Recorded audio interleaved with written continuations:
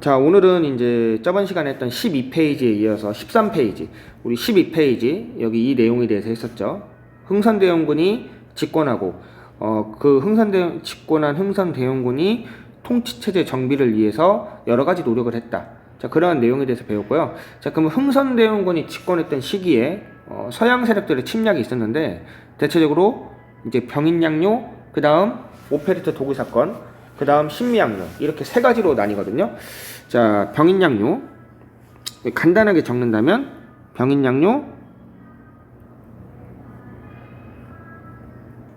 그 다음에 오페르트,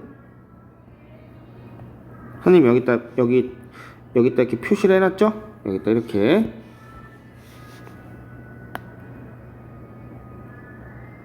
자, 그 다음 이제 신미양요.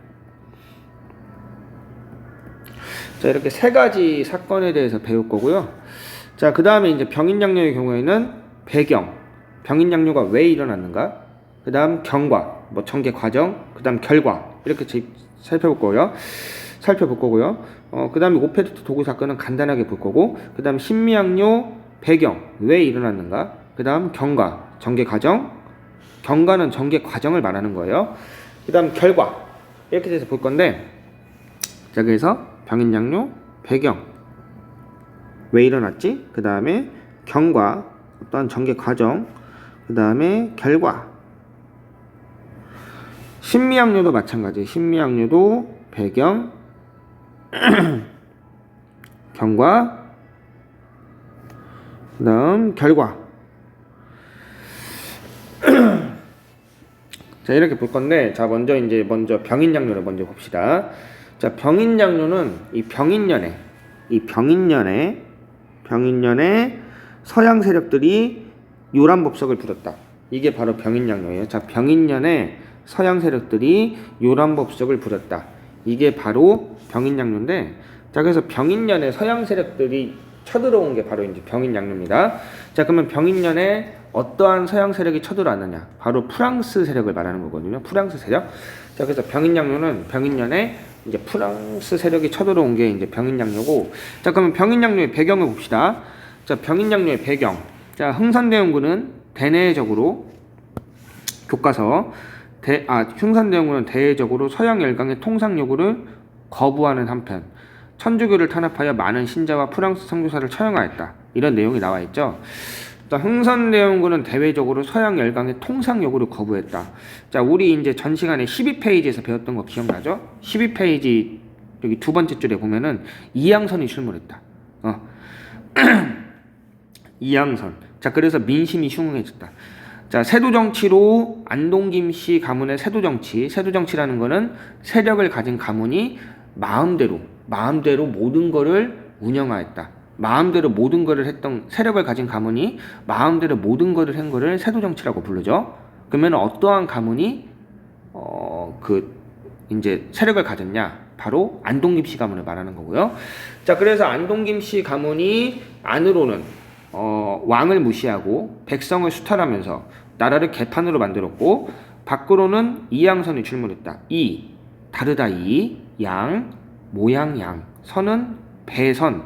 그래서 모양이 다른 서양의 배, 모양이 다른 배, 우리와는 모양이 다른 배, 다를이 모양양 배선, 모양이 다른 배가 출몰했다.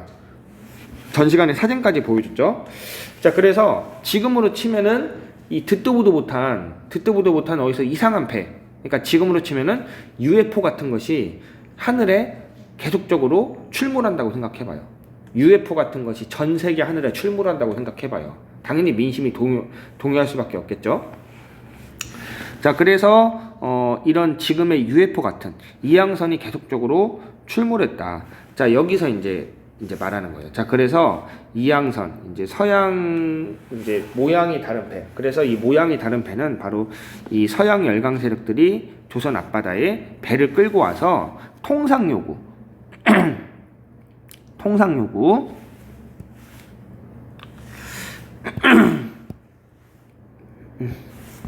자, 통상 요구. 여기서 말하는 이 통상 요구는 통하다 그 다음에 상거래하다 그러니까 통상, 우리랑 상거래를 통하자. 즉 우리랑 무역을 하자. 무역. 우리랑 무역, 교역 같은 거를 하자. 왜 중국, 일본 그러한 나라들하고는 무역을 하는데 우리 왜 서양과는 왜 무역을 안 하냐. 자, 그래서 우리 서양과도 무역을 하자. 이게 바로 통상 요구인데 자, 이 흥선대원군은 대외적으로 서양 일강의 통상 요구를 거부했다고 하고요. 자, 그 다음에 이제 천주교를 탄압하여 많은 신자와 프랑스 선교사를 처형했다. 자, 바로 이제 이게 핵심입니다. 프랑스 선교사를 처형하였다. 이 프랑스 선교사를 처형한 거, 이거를 이제 병인박해라고 하는데 병인년에 있었던 박해. 자, 이게 바로 결정적인 원인이 돼서 프랑스가 쳐들어온 건데 조금 더 깊숙이 들어가 본다면 원래 흥선대원군은 이 프랑스랑 상당히 잘 지내볼 생각을 갖고 있었나 봐요. 자, 이게 무슨 말이냐면 그 당시 흥선대원군은 프랑스에 대해서 감정이 그렇게 나쁘지 않았대요. 자, 이거는 이제 우리나라 한반도 지도를 그린 건데 자, 지도를 잘 못 그렸으니까 다시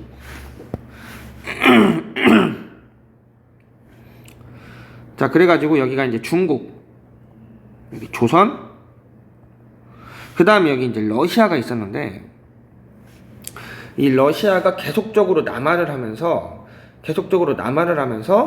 이 조선의 국경지대까지 위협을 하게 됐어요. 그러면 러시아는 왜 남하를 했느냐? 러시아는 여러분들이 알다시피 춥잖아요. 춥기 때문에 겨울이 되면 항구가 얼어버려요.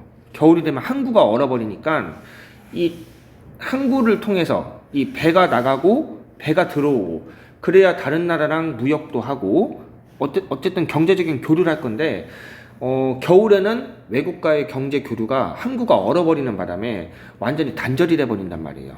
자, 그러면 나라 경제에 큰 타격이겠죠. 자, 그래서 러시아는 얼지 않는 항구를 찾아서 따뜻한 남쪽으로 남하를 하기 시작했어요.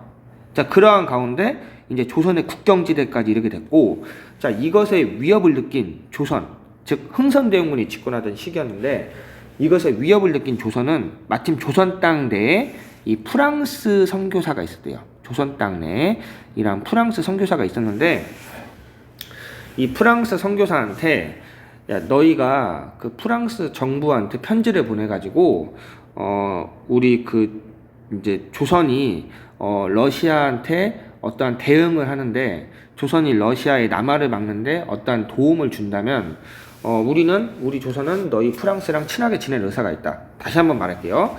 자, 너희 프랑스 선교사들이 프랑스 정부에 편지를 한번 보내가지고 러시아가 계속 남하하면서 조선을 위협하는데 이 러시아의 남하를 막는데 도움을 준다면 너희 프랑스랑 우리가 친하게 지내겠다 라고 통상까지 하겠다 라고 흥선대원군이 밝혔단 말이에요. 자, 어쨌든 이제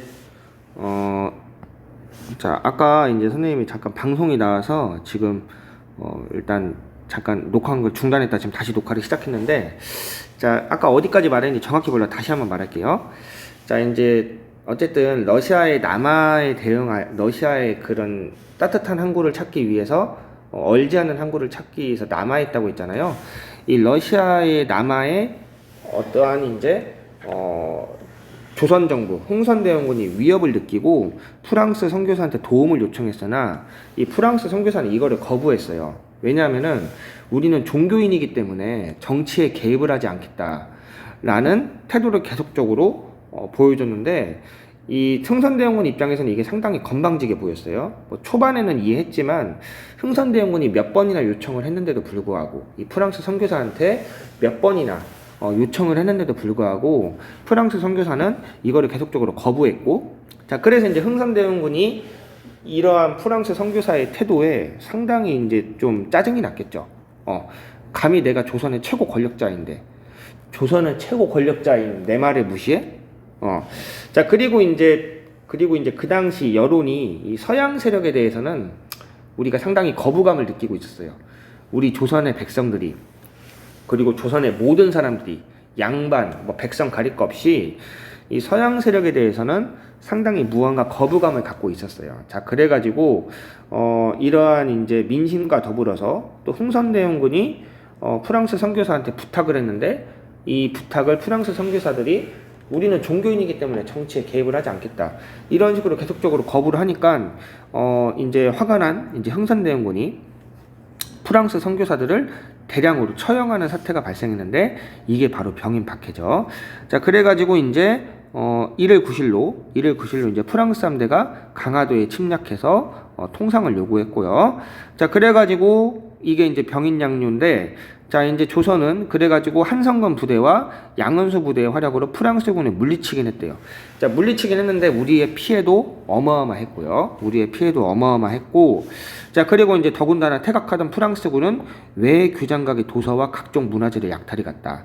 외 규장각의 도서에는 뭐 조선 왕실의 귀한 뭐 여러 가지 기록이라던가 서적들이 많이 있었는데 이것들을 다 뺏겨가지고 현재까지도 지금까지도 완벽하게 돌려받지 못한 상태입니다. 자, 그래서 이제 결과는 이렇게 되었다. 자, 그래서 이제 정리를 한번 해봅시다. 자, 프랑스 선교사를 대량으로 처형한 병인박해가 있었고, 자, 그래서 1일 9실로 프랑스는 우리 조선 땅을 침략하였고, 자, 하지만 우리 한성근과 양은수 장군의 활약으로 물리치기는 했으나 우리의 피해도 만만치 않았다. 더군다나 프랑스군은 외규장각에 강화도에 있었던 외규장각의 도서와 문화재를 약탈해 갔고 이거는 지금도 완벽하게 돌려받지 못하고 있는 상태고요.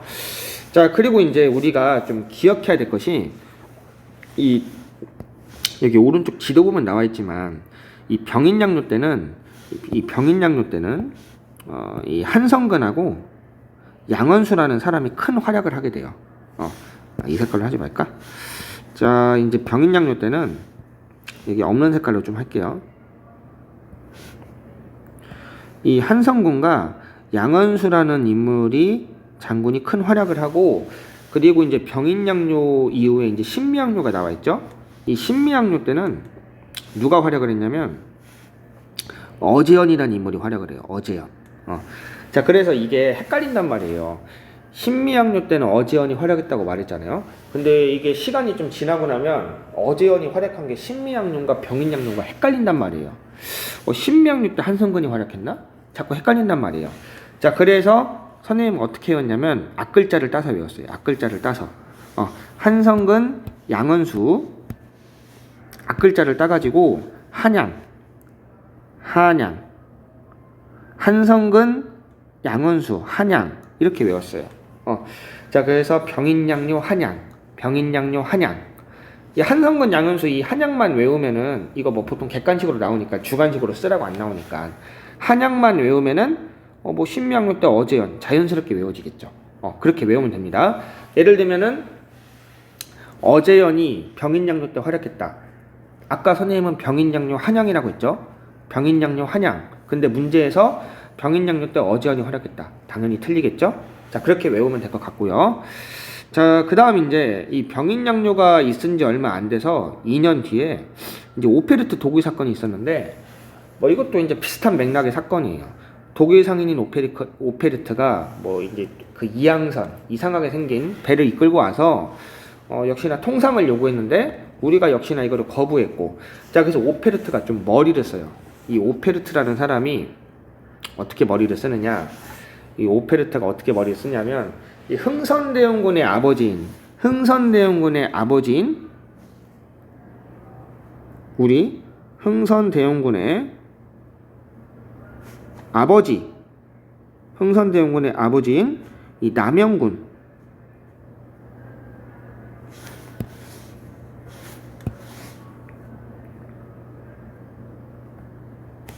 이 남영군의 묘를 도굴할 생각을 했어요.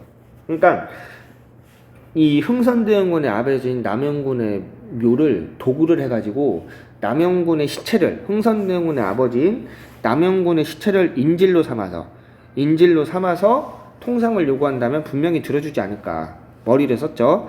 근데 이제 왕족의 묘기 때문에 도굴이 쉽지가 않았어요. 상당히 이제 무덤이 상당히 크죠. 왕실의 무덤은 대단히 커요.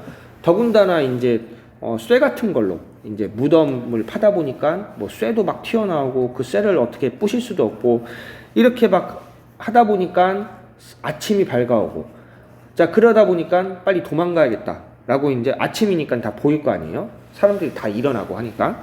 자, 그래서 이제 이 사실이 이제 조선 정부에 나중에 알려지게 됐고, 자, 그래서 이제 서양 세력에 대한 반감이 더욱더 거세어진 거. 여기 나와 있죠. 조선인의 반감은 더욱 거세어졌다. 왜냐하면 그 이제 조선은 그 당시 효와 충을 대단히 중요시 여겼잖아요.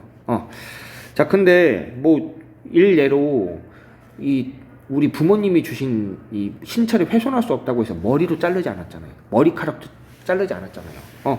근데 이러한 조상의 무덤을 도구를 해? 저 서양 세력들은 되게 야만인이구나. 그래서 서양인에 대한 반감이 더욱더 거세졌다. 이게 바로 오페레트 도구 사건. 자, 그래서 이제 병인양요, 오페레트 도구 사건, 그 다음 신미양요 봅시다. 자, 이제 신미양요는 배경은 무엇이냐면, 미국의 이제 제너럴 셔먼호라는 배가, 아까는 독일 상인의 배가 이제 뭐 했다고 했잖아요. 이 미국의 제너럴 셔먼호라는 상선이 있는데, 이 제너럴 셔먼호라는 이 상선이 이제 통상을 또 요구했어요. 자, 근데 조용히 요구했으면 됐는데, 통상을 요구했는데, 당연히 우리 조선에서는 거부를 하니까, 이 상선에 있던 선원들 있죠? 상선에 있던 선원들을 무장을 시켜가지고 강화도 앞바다에서 백성들을 살해하는 사건이 발생해요. 자, 이 상선이라고 한다면 그냥 일반 무역선을 말하는 건데 무슨 무기가 있느냐라고 하는데 이제 그 배를 타고 돌아다니다 보면은 해적들을 만날 수도 있잖아요. 그래서 그러한 해적들한테 대응하기 위해서 대체적으로 상선에 대포도 있고 여러 가지 무기도 있고 선원들이 군사 훈련까지 받았어요. 그 당시에는. 자, 근데 이러한 제너럴 셔먼호가 강화도가 아니라 평양이었구나. 이 평양 앞바다에서 평양에 있는 백성들을 살해하는 사건이 발생합니다. 자, 그래서 이제 평양에 있던 우리 백성들이 이제 제너럴 셔먼호를 가만히 두면 안 되겠다라고 해가지고 우리 제너럴 셔먼호가 이제 바닷물이 빠져가지고 썰물이죠. 바닷물이 빠져서 좀 이동이 자유롭지가 않았어요.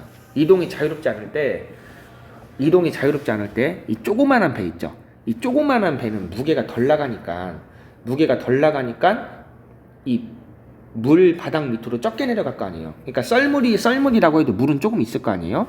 자, 썰물이라고 해도 물이 어느 정도는 남아 있기 때문에 큰 배는 좀 이동하기가 어렵겠지만 작은 배들은 이동하기 쉬웠어요. 그래서 이 조그만한 배에다가 이제 불을 붙여가지고 제너럴 셔먼호 쪽으로 보냈어요. 제너럴 셔먼호 쪽으로 보내가지고 제너럴 셔먼호는 갑자기 이렇게 작은 배들이 단체로 작은 배들 몇십 개가 불에 탄 채로 제너럴 셔먼호로 왔고, 자, 그래서 제너럴 셔먼호도 이제 불에 붙기 시작하면서 결국에는 제너럴 셔먼호가 이렇게 불에 타가지고 침몰된 사건이 있었는데, 이게 바로 제너럴 셔먼호 사건이에요. 근데 이 사건이 1866년도에 있었어요. 자, 근데 미국이 쳐들어온 거는 1871년이죠. 5년간의 갭차가 있죠. 왜 그러냐? 그 당시 이제 조선이라는 나라는 미국한테 알려지지도 않은 나라예요. 그 당시 미국은 뭐 흑인 노예 해방 사건 링컨 해가지고 막 남북 전쟁하고 정신이 없던 상황이었어요. 자, 그래서 남북 전쟁하고 막 정신없는 사건이다 보니까 이제 머나먼 조선에 있던 일을 알지도 못했겠죠. 자, 근데 어느 정도 이제 남북 전쟁도 끝나고 이제 나라가 어느 정도 안정이 되니까 이제 미국에서 나중에 제너럴 셔먼호라는 배가 조선 앞바다에서 불탔다, 이걸 알게 됐죠. 자, 그래서 이제 미국에서는 대규모 병력을 이끌고 강화도를 쳐들어와서 제너럴 셔먼호가 불탄 건 평양입니다. 평양. 이거 제너럴 셔먼호가 강화도에서 불탔다면 틀려요. 자, 그래서 이제 어쨌든 제너럴 셔먼호가 평양에서 불탄 사건을 이제 계기로 해가지고 강화도를 침략했다. 그래서 통상을 요구했다. 이게 신미양요대. 당연히 우리 거부했죠. 자, 그래서 이제 어제연이 어제연은 이 싸움에서 전사했어요. 어제연이 이끈 조선군이 격렬히 저항했다. 하지만 우리가 격렬히 저항했으나 우리의 모든 군사와 어제연이 전사했고, 미국의 피해도 상당히 어느 정도는 있었다고 합니다. 그렇게 크진 않았지만 거의 우리가 죽은 숫자에 비하면 미국의 피해는 거의 피해도 아니라고 볼 수 있는데, 자, 어쨌든 우리가 이제 수백 명이 죽었을 때 미국은 아마 죽은 선원이 10명도 안 될 거예요, 아마. 어쨌든. 자, 어쨌든 이제 미국은 이제 광성부를 어쨌든 점령했으나 이제 조선의 계속된 저항으로 이제 조선이 이제 뭐 광성부 말고도 강화도에는 아직까지 많은 진지가 있겠죠. 자, 그 많은 진지에서 계속적으로 저항을 하니까 미국은 이것에 이제 이러한 저항에 결국 직면해 가지고 물러날 수밖에 없겠죠. 자, 미국이 이때 놀랐던 것이 이 무기를 이 백성들이 이제 광성부를 점령할 때 이 조선의 군사들뿐만 아니라 백성들까지도 같이 싸웠는데, 이 백성들이 무기도 없는데 막 손에 흙을 쥐고 흙을 막 미국 군사들한테 뿌리면서까지 저항을 했대요. 자, 미국이 남북 전쟁도 하고 수많은 전쟁을 했지만 이런 사람들은 본 적이 없었대요. 미국군의 기록에 의하면 이 무기도 없는 조선의 백성들이 흙을 집어가지고 이 미국인의 눈에 막 뿌리면서까지, 미국 군사의 눈에 뿌리면서까지 저항을 했다라는 기록이 있어요. 자, 그래서 이러한 용맹한 사람들은 이런 무모한 사람이라고 표현을 했어요. 이런 무모한 사람들은 일찍이 본 적이 없다. 그래서 결국에는 이런 것에 질려버려가지고 미국이 물러나고 말았죠. 자, 어쨌든 결과 프랑스와 미국의 침략을 물리친 흥선대원군은 척화비, 배척한다, 화해하는 비, 즉 화해하는 거를 배척하는 비. 여기서 말하는 화해라는 거는 서양 세력을 말하는 거죠. 서양 세력과 화해하는 거를 배척한다 라고 하면서 이 통상수교를 거부하는 의지를 널리 알렸다라고 하고요. 자, 그래서 이제 한번 정리 한번 해볼까요? 자, 병인양요의 배경은 이제 서양, 어쨌든 병인양요의 배경은 이제 병인박해, 이 프랑스 선교사들을 처형한 병인박해. 그래서 프랑스가 쳐들어왔죠. 활약했던 인물 한성근, 양은수, 한양. 자, 그리고 이제 프랑스군은 물러나면서 우리 문화재를 약탈했고 그 문화재는 아직도 돌려받지 못하고 있다. 완벽하게 돌려받지 못하고 있다. 그리고 이후에 오페르트 도기 사건, 흥선대원군의 아버지 남영군의 묘를 도굴 하려고 했고 조선인의 반감은 더욱더 거세어졌고 서양 세력에 대한 반감은 더욱 거세어졌고, 자, 그 다음 신명료의 배경, 이 1866년 제너럴 셔먼호가 평양에서 불탔다. 이거를 이제 5년 뒤에 알아가지고 미국이 강화도를 침략했다. 하지만 어제연이 격렬하게 저항하면서 광성부에서 저항을 했으나 이 광성부는 점령을 당했다. 하지만 이러한 저항 과정을 본 미국군은 이것에 질려버려가지고 이 광성부 말고도 수많은 진지를 더 점령해야 되는데 이미 광성부에서 이렇게 질려버리도록 저항하는 조선인들을 보고 그만하고 가야겠다, 질려버렸다. 자, 그래서 이제 물러났고, 자, 그리고 이제 결과 척화비를 세워서 통상수교 거부 의지를 널리 알렸다. 일단 여기까지가 병인양요, 오페르트 도구 사건, 신미양요를 정리한 내용입니다. 자, 그리고 이제 계속 볼까요? 여기 역사탐구 우리 한번 보죠. 역사탐구. 여기 통상수교 거부 정책인데 이게 바로 척화비예요. 척화비. 자, 척화비 서양 오랑캐가 침범하였을 때 싸우지 않으면 곧 화해하자는 것. 싸우지 않으면 화해하자는 것이다. 화해를 주장하는 것은 나라를 파는 것이다. 자, 그래서 화해하는 것을 배척한다. 자, 그래서 이제 여기 초반부에 내용이 나와 있는데 흥선대원군의 이러한 통상수교 거부 정책에 대해서 이 긍정적인 내용이 나와 있어요. 자, 흥선대원군은 프랑스와 미국의 통상 요구를 무력으로 맞서면서까지 단호히 거부하였다. 흥선대원군의 통상수교 거부 정책은 전통을 지키고 외세의 침략을 일시적으로 막았다는 점에서 긍정적으로 평가된다. 자, 전통을 지키고 외세의 침략을 일시적으로 저지했다. 막았다. 우리의 전통을 지키고 외세의 침략을 일시적으로 막았다는 점, 이거 중요하게 표시하고 잘 봅시다. 하지만 세계 정세에 능동적으로 대처하지 못하고 어떠한 그 당시 세계 정세는 지금도 우리 세계가 널리 교류하고 있잖아요. 예. 이 당시도 전 세계가 어떻게 보면은 좀 이렇게 교류를 해가지고 선진 문화를 받아들여서 우리 조선을 발전시키는 게 더 중요했을 건데, 어쨌든 문호 개방의 기회를 스스로 봉쇄 차단하여 우리나라의 자주적인 근대화를 늦추었다. 자, 그래서 이러한 흥선대원군의 통상수교 거부는 우리가 서양의 발달된 문물, 문호 개방의 기회를 스스로 봉쇄 차단해서 서양의 발달된 문물을 받아들이지 못하였기 때문에 우리의 자주적인 근대화를 늦추어가지고 결국에는 나중에 일본이라던가 서양 세력들한테 침탈을 당하는 그러한 상황까지 이렇게 되는 거죠. 자, 그러면 척하비를 세우게 된 배경. 척하비를 세우게 된 배경은 병인양요와 신미양요 이후에 병인양요, 신미양요 결과 척하비를 세워 통상수교 거부 의지를 알렸다. 자, 통상수교 거부 정책을 널리 알리겠다는 거죠. 자, 그래서 배경, 이 배경은 어디에 나왔냐면 바로 여기 나와 있습니다.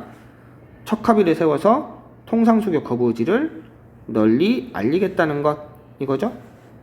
척하비를 세워 통상수교 거부 의지를 널리 알리겠다는 것 이거죠. 자, 그리고 통상수교 거부 정책에 대한 자신의 의견 뭐 이런 거 여러분들이 보면 되겠죠. 뭐 긍정적으로 평가할 수도 있고 부정적으로 평가할 수도 있는 거고. 자, 이거는 여러분들이 생각하고, 자, 오늘 수업은 여기서 마칠게요.